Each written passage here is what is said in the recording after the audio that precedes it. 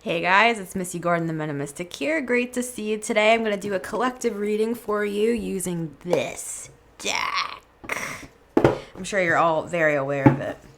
You know, I'm going to be honest with you. At first, I was like, I didn't understand the hype of this deck at all. And then it started to grow on me. It started to grow on me. You know, as much of a contrarian as I am, things are popular for a reason. You know what I'm saying? Alright. Let's get 3 cards. That could have been a message in and of itself. That's why I'm saying it. Everything I say is on purpose. Just know that. We have the Death card coming out first. Coming in hot. This transformation that has been taking place has been, like, fucking brutal. Okay? And we've all been feeling it.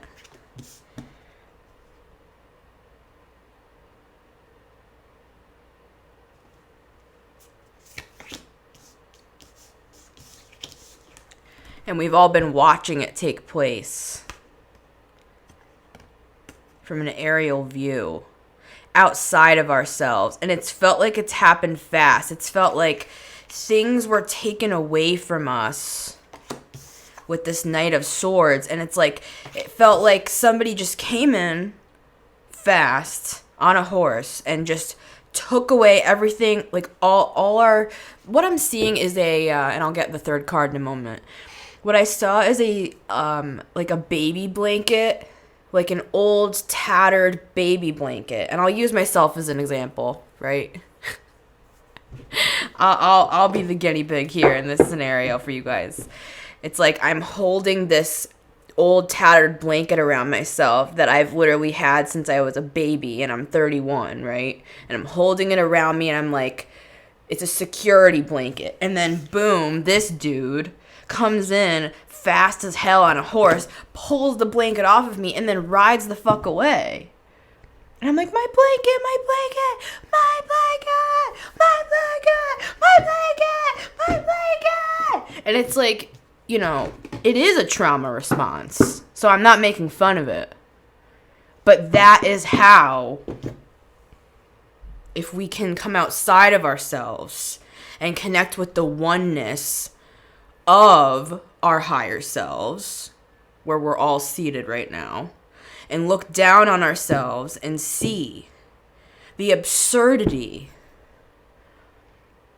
And like I said, I mean, you know, these are trauma responses, and I have done extensive study on all forms of abuse, but specifically narcissistic abuse, which more people than you'd realize have been, especially empaths, right, have been connected to narcissistic frequencies, because it's the narcissist with the empath. They connect, right? The empath has somebody to empath, right? And the narcissist has somebody to right? It's a perfect pairing with the Two of Cups at the bottom of the deck. How romantic. Fuck that. The universe is trying to bring us to a higher frequency. And that's what's been happening here. That's the transformation. It feels like our comforts were stolen from us. And that's probably because they were. But why? Why? So we can get back in communion with our hearts. The Daughter of Cups is the Page of Cups. And this is like the little us. It's like the little train that could, right? What else is at the bottom here? We have 2 cups. The Tower. What did I say? This is the blanket that was stolen, right? With the 7 of Pentacles and the 6 of Pentacles and the High Priestess with the 6 of Wands. Now let me explain this a little bit here, what I'm seeing. We as empaths, because that's the group I'm talking to, High Priestess. We've understood that the way that things have been going in society, like many of us from a very, very young age, I'll say this, you know, people call it indigo children. There are lots of terms for this sort of thing. If you felt different from the very start, there's a reason for that. And many of you are already hyper aware. You know, people call it star seeds. There's lots of terms for these sorts of things. High Priestess, you're aware. You see it. You understand it. You're in tune with your spiritual gifts. And that's why many of you are empaths. And that has been with 2 6s on both sides of you here. And we'll get back to the main spread. I just want to give a little of the backstory. On both sides of you here, it's like success and, you know, the 6 of Pentacles is another form of success of like equal give and take. And that's what you were expecting, right? Like, I'm giving out this, you know, I'm going to love and give and connect. And I believe, therefore, that the universe will then give me back that, right? But what happened here? What happened here? We were met with something else. And many of us, including myself, were still in the screaming stage. My blanket! My blanket! We're still looking for the blanket. We're still looking for the blanket.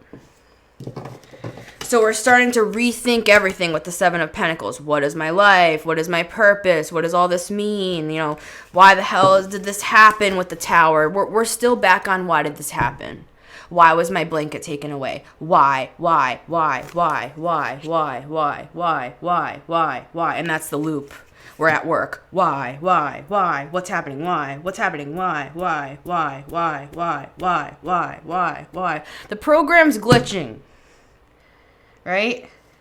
Program's glitching. I'm here to tell you this is what's actually happening. Okay? Now let's get back to the main spread. This is what's actually happening. The Death card. Yes, there was a death. And we need to stop on that for a moment and mourn the loss of our old sense of reality. But who wants to be, you know, grown, spiritually speaking? Because you could be 58 and have the spiritual maturity of somebody who's 4 years old. Or you could be 4 years old and have the spiritual maturity of somebody who's 58. Does that make sense? So what's happening here is the universe is trying to get us to let go of what's dead. The blanket's gone, right? Something happened in the world. We won't get into that in this video. Something happened where all of our baby blankets were pulled away. Why did that happen? Why did that happen? What's going on? What's happening in the world?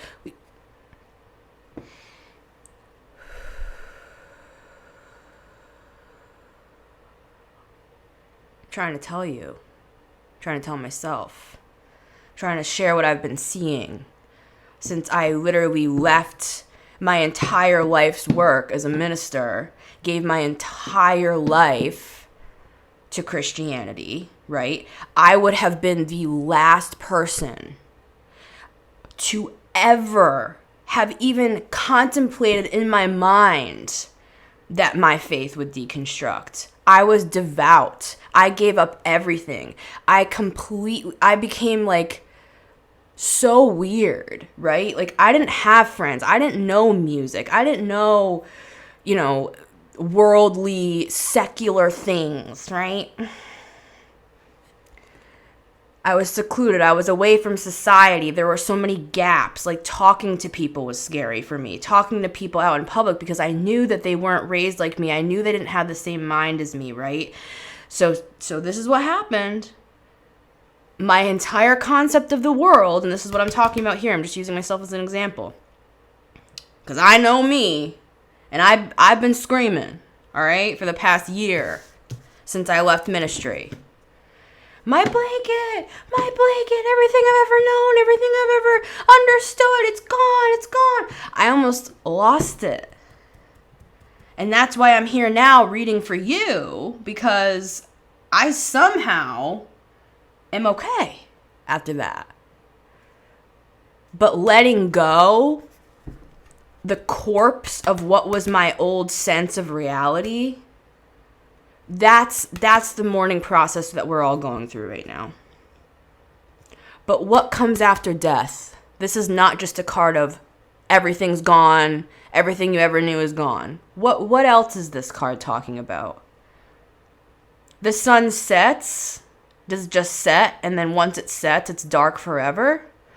Or does the sun rise every damn day? The sun is rising. For what purpose? For what reason did this happen to us? And we can ask all the masters and the gurus and the teachers and the spiritual leaders and the motivational speakers. And what do we think? Why did this happen? I'll raise my hand and give my 2 cents. To bring us back to this, Page of Cups. The Page of Cups is all about those innocent, like when you're a child, before we get indoctrinated by religions, the wounds of our parents, our attachment style, before our attachment styles are formed, right? Before we get into the rat race of society, what was there then? Page of Cups. I like dogs. I want to be an astronaut. I like playing with Barbies. I like making short films on my parents' camcorder. Like, what was there when you were like 5? What was there? Oh, I was abused when I was 5. Look at that. That's part of the reprogramming that's happening for your good. Right?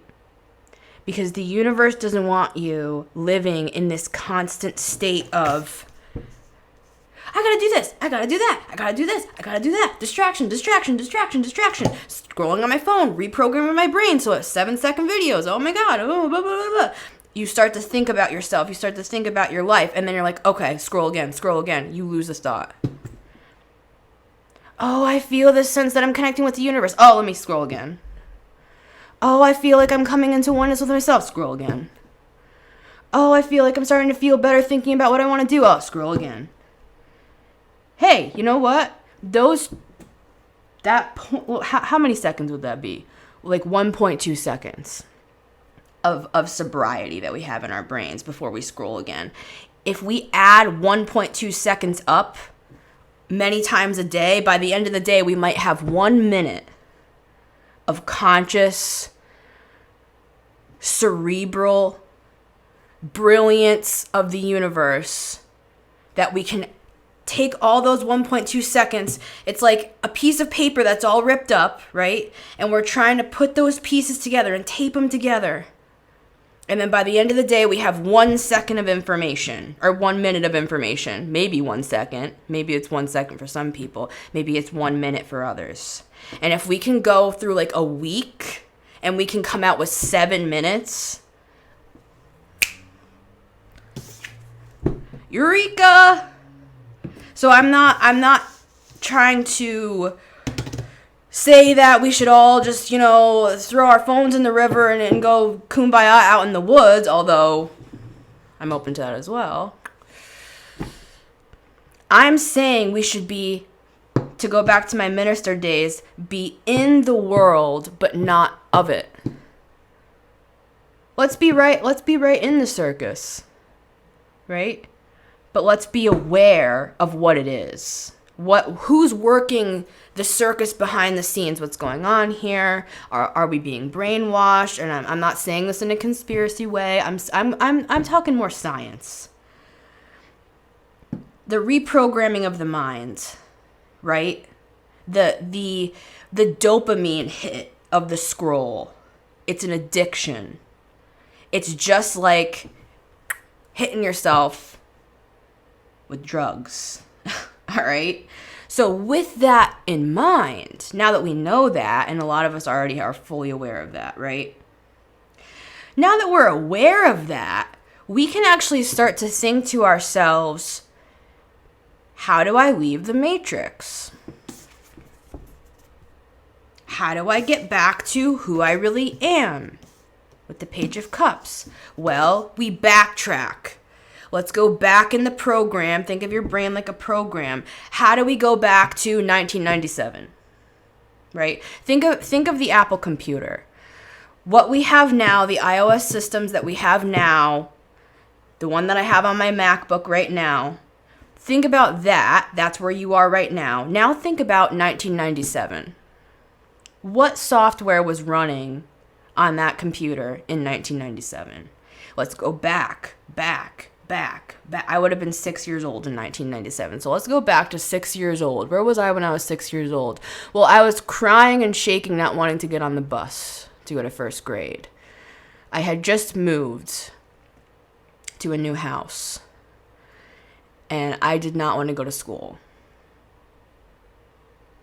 I was full on breaking down, and my throat chakra's closing as I'm saying that, see? Because it's not. I haven't worked through that fully. Just as an example. I will openly, be the guinea pig so people can think about their own stories, right? That's part of my death, is the ego death of not giving a shit what people think about me. And stop trying to be so fucking profound all the time and just be real. And just be like, dude, shit is happening and I know it and I feel it and I understand it and I'm getting all these downloads and I need to share this shit on the internet. But I took a year after I left ministry and was just like, I couldn't even function enough to make YouTube videos with the information that I was getting. And so maybe some of you feel that way as well, where it's like you haven't even really been able, it's like a whirlwind. You haven't even been able to fully understand like what's going on. And that's why I'm here with my little bit of pinhole clarity, right? Looking through the keyhole of the door, and on the other side of the door is the universe, and I'm looking through that door and I'm seeing people walking and I'm understanding the function of what I'm seeing in there. Trying to explain it is difficult, and this is as simple as I can make it here. We need to go back to who we really are. And where was that? When did we lose ourselves? Many of us lost ourselves in our early years of life. And that's just society. That's just parents. That's just school. That's just, puberty, right? That's just life. That's just what happens. But there's something taking place right now where we have an opportunity to rise. We have the opportunity to rise to the occasion and say, hey, we're going through the transformation anyway. Now what can I do with this information to help the collective? So, I'm sure many of you are feeling that way as well, because those are the sorts of people that I want to speak to. And I'm manifesting that you will find this video. Right? With my 5 views. That's okay. That's part of my death, right? That's okay. Because what I'm doing right here, sitting at this table with these cards right now, this is my true reality. I gave my life to Christian ministry, right? And my baby blanket was stolen away, or so I thought. Why? So that I could reconnect with who I really am before all the bullshit. That's what we're doing as a collective right now. And we may be leaving jobs. We may be leaving relationships. We may be starting to understand that the way we were raised was maybe abusive. We never saw it that way before. And now we're like, oh my God, I'm understanding all these buzzwords now. Like, now I get what inner child work is all about. I understand what shadow work means. Oh my God, this shit's real. Of course it's fucking real. Carl Jung, he studied dreams. More than talk therapy, he believed in the dreams of the client, of the patient. He wanted to hear what their dreams were saying. You know what dream I had last night?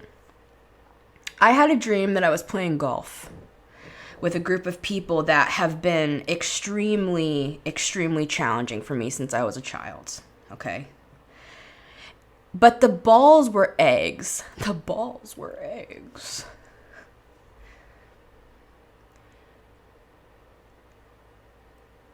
I've had to have a lot of balls to say this sort of stuff in general.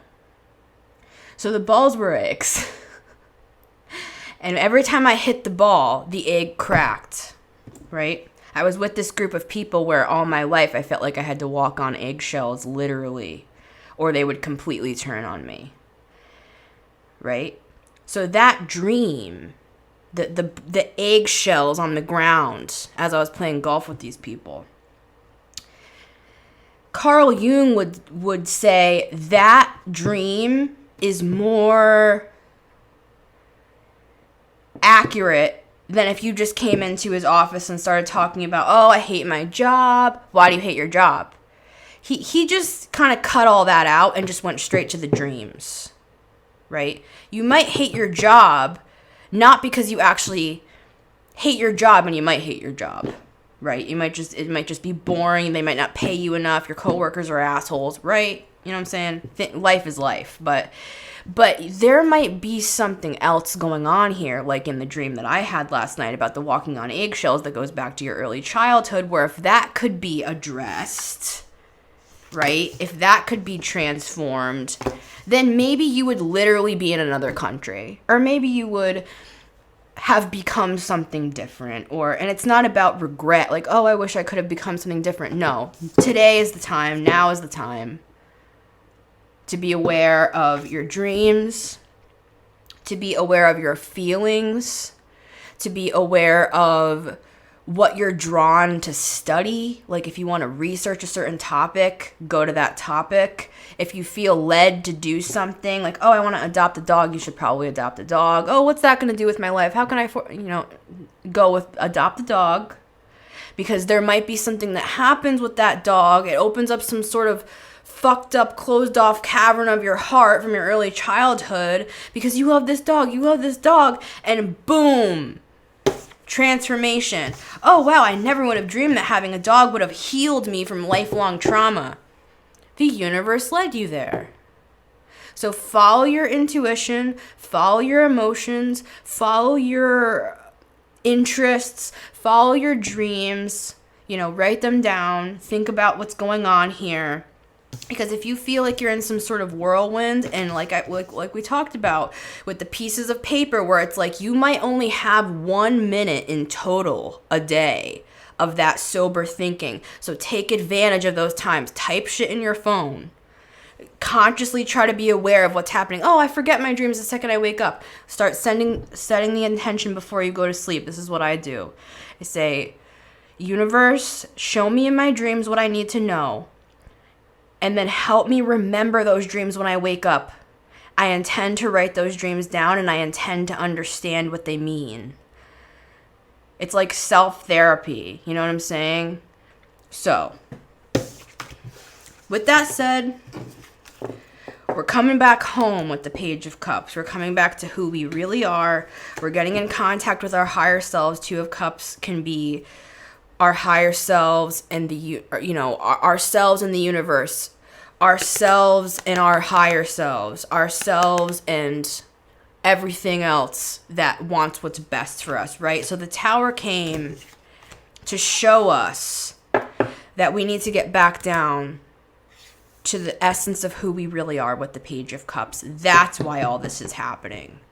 It's for our benefit. It's for our evolution. It's for our advancement. It's for our healing. It's for our transformation. This is who we are, and it's who we've always been, but we're just becoming more aware of all of those things as a collective. So, much love to you, my friends, and let me know in the comments what you think of today's message. You can also find me over on my Instagram at honeybeemusic. B is spelled B33. And until next time, take care.